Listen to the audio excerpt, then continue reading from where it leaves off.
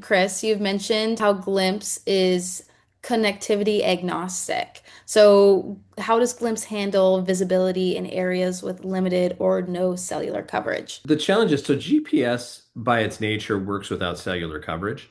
So your phone will know where you're at. The problem with no cellular coverage is there's no return data coming back to Glimpse. So to some extent, we're dark on what's going on. And in a purest sense, we can't do much about that.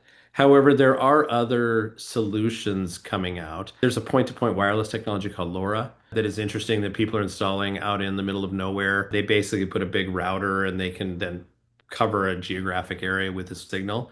We can do connectivity through that. We have satellite opportunities for connectivity. Starlink is going to build one of the largest global networks for satellite connectivity, and we could use that as a way to connect with things out away from traditional cellular networks. And so there's going to be ways to get around all of this. So that's one area of agnosticism is that we just need the signal and we need to get it back to us.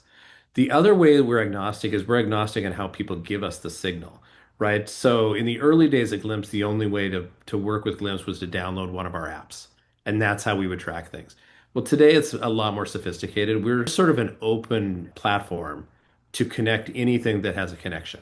So that means people who have already invested, significantly in their own telematics inside their trucks, we can get the telematics signal right from the truck. No other device or signal is necessary. So we really protect those investments and don't make people reinvest just to allow Glimpse to provide the value that we provide.